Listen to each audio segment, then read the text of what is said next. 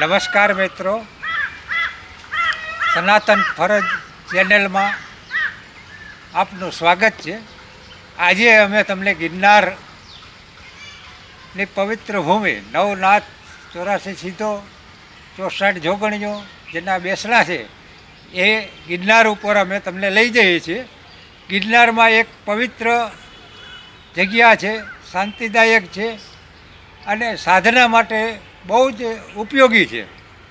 ગિરનારના 4000 પગથિયા પછી ગૌમુખી ગંગાથી નીચેની સાઈડમાં જાય એટલે પથ્થરચટ્ટી નામની જગ્યા છે. એ પથ્થરચટ્ટીમાં આપણે અમે લઈ જઈએ છીએ. ચાલો મારી સાથે પથ્થરચટ્ટી જગ્યાનો જે મહંત છે એમના દીકરા છે હરિબાપુ, જે આપણે તથા તેમની બાજુમાં જુનાગઢ ગાયત્રી શક્તિપીઠના ટ્રસ્ટી અને નાગભાઈ ચાપરાજભાઈ વાળા, તેમનો પણ અનુભવ આપણે લેશું. મિત્રો, જનરલી બધા માને છે કે ગિરનારમાં રાત રોકાવું હોય તો જગ્યા નથી. બરાબર. હા ભાઈ, જગ્યા નથી જ. ફરવા માટેનું સ્થળ નથી, પણ સાધના માટેનું સ્થળ જે 10 કરોડ રૂપિયા દેતા પણ ન મળે એવું સ્થળ પથ્થરચટ્ટી છે. તો આપણે હવે પથ્થરચટ્ટીનો ઇતિહાસ કહે છે શ્રી હરિભાઈ. ગિરનારના 4500 પગથિયા ઉપર અંબાજી જતા રસ્તા પર ગૌમુખી ગંગાથી ડાબી સાઈડમાં વળતા સેવાદાસ આશ્રમથી બાજુમાં પથ્થરચટ્ટી આશ્રમ આવેલો છે, જે એકાંત સ્થળ અને અસ્મરણીય જગ્યા છે. આચાર્ય સંપ્રદાયની જગ્યા છે અને દક્ષિણીય ભારતીય શૈલીનું નિજ મંદિર છે. તિરુપતિ બાલાજી લક્ષ્મીનારાયણ ભગવાનનું મંદિર છે. ત્યાં આશ્રમમાં રહેવા માટેના રૂમો તથા આવ્યા ગયા માટે રહેવાની સગવડતા પણ છે. અને આજના યુગમાં પણ સાધના માટે ઉત્તમ સારામાં સારી વ્યવસ્થા છે. કોઈ અનુયાયીઓને સાધના કરવી હોય કે આરામથી રહેવું હોય એના માટે ગૃહસ્થાશ્રમ છે અને દરેક જાતની ચીજ વસ્તુ સગવડતા સચવાય એવી વસ્તુ રાખેલી છે જગ્યામાં. તો આવનારે વિના સંકોચે એક ફરી અવશ્ય જગ્યાનો લાભ લેવો અને અલૌકિક આનંદનો અનુભવ કરવો. હવે હરિભાઈ, આ જગ્યાને કેટલા વર્ષો થયા? આશરે 125-150 વર્ષથી પુરાતન જગ્યા છે અને બહુ જૂના નવાબી કાળ પહેલાંની જગ્યા છે. અને તમારી જે આ પથ્થરચટ્ટી જગ્યા છે એમાં મને લઈ જનાર મારા વડીલ એવા શ્રી નાગબાપુ એ જગ્યા વિશે કહેશે. નાગભાઈ સિંહ વાળા, મેનન ટ્રસ્ટી ગાયત્રી શક્તિપીઠ. હું છેલ્લા 50 વર્ષથી પથ્થરચટ્ટીની જગ્યા પર અનુષ્ઠાન કરવા માટે જાઉં છું. આ જગ્યાનો એટલો બધો લગાવ છે કે આ જગ્યાની અંદર દિવ્યતા ઘણી ભરેલી છે.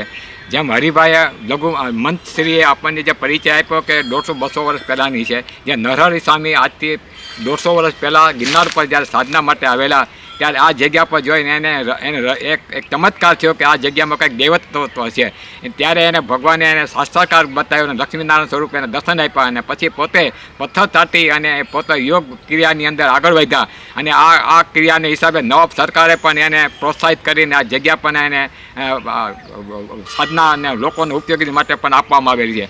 આ જગ્યાની અંદર સારા સારા સંતો, સિદ્ધો, મહાત્માઓ તથા જૈન આચાર્યો, બૌદ્ધના આચાર્યો અને જુદા જુદા સંપ્રદાયના લોકો સાધના કરે છે, શિબિરો કરે છે. રજનીશજીના પણ અનુયાયીઓ પણ મોટી મોટી શિબિરો કરે છે. તેમજ બીજા લોકો આવી અને ત્યાં પણ આ આધ્યાત્મિક રહસ્યના ખોજ કરે છે અને તત્વ સાધના. અને જે આપણે પુનિત આચાર્ય બાપુ છે, જેને ગુરુ દત્તાત્રેયનો શાસનકાર થયો હતો, એ આ જગ્યા પર થયો. અને જે એના થકી આ ગિરનાર પર લાઇટ આવી હોય તો પુનિત બાપુના સંકલ્પ અને ગુરુદત્તના આશીર્વાદથી ગિરનાર પર લાઇટ આવી છે.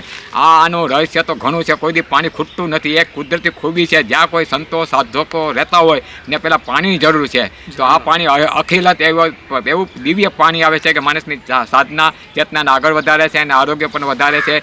અને અહીં એક વખત તમે આવો કે પથ્થરચટ્ટીમાં શું રહસ્ય છે હું બોલવા કરતાં તમે અનુભવો. અને અહીં સારા સારા વિદેશના અને ભારતના સારા સારા સંતો સાધકો આવે છે. આ અંગે અમે ખૂબ લાભ લઈએ છીએ. હું છેલ્લા 50 વર્ષથી આ લોકો સાથે જોડાયેલો છું અને અમને ખૂબ મહેન્દ્રભાઈ ગણાત્રા જે અમને જે આ રીતે સનાતન યુટ્યુબ દ્વારા અમને જે આ પ્રોત્સાહિત કરીને કરીને આ જગ્યા હવે મિત્રો હા. નાગભાઈએ કીધું આ શક્તિપીઠના જે ટ્રસ્ટી છે અને 50 વર્ષ થયા ગિરનાર ઉપર આસો મહિનાની નવરાત્રિ કરવા 9 દિવસ માટે જાય છે.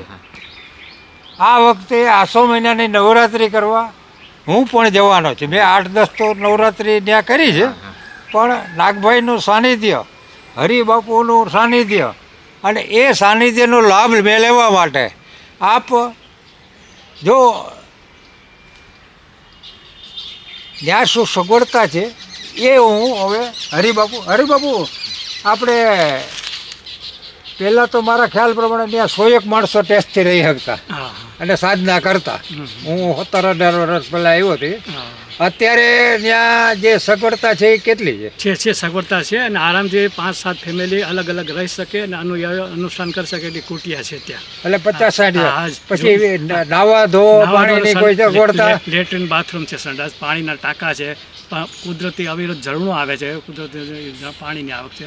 ફક્ત ને ફક્ત સાધના માટે, ફરવા માટે નહીં. ફરવા માટેનું સ્થળ નથી આ, ફરવા માટેનું સ્થળ અને એ જગ્યાનો સંભાળ રાખે છે. બાપ દાદાનો જે 6ઠ્ઠી પેઢીનો વારસો છે એ સંભાળીને બેઠા છે. અને આપને અમે આમંત્રણ આપીએ છીએ, એ આપણને આમંત્રણ આપશે. અચૂક એક ફેરી જગ્યાની મુલાકાત લ્યો અને અલૌકિક પ્રવૃત્તિ માહોલનો ભવિષ્યની રીતે વિકાસ થાય એ રીતે આગળ વધશો. આપનો ફોન નંબર બોલી. મારો ફોન નંબર 97-267-18-575 છે. વોટ્સએપ નંબર છે, એટલે કોઈ પણ આવવું હોય તો એ વિના સંકોચ આ નંબર પર સંપર્ક કરી શકશો. નમસ્કાર મિત્રો, ગિરનાર ઉપર જવું હોય તો હરિભાઈનો નંબર છે. અમારી ચેનલનો સંપર્ક કરશો તો.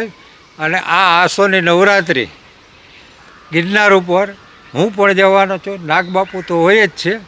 અને બીજા કોઈને સાધના માટે આવવું હોય, મિત્રો મંડળ ખૂબ આવે છે. મિત્ર મંડળ. ઇંગ્લેન્ડ અને બધાય. સાથોસાથ એક વસ્તુ કહી દઉં કે અહીંયા યોગ ક્લાસ કે એવું કરવું હોય, ટીમ લઈને આડે દિવસે જવું હોય તો એ બધી સગવડતા થઈ જશે. બરોબર ને બાબુ? જાને ચોક્કસ છે.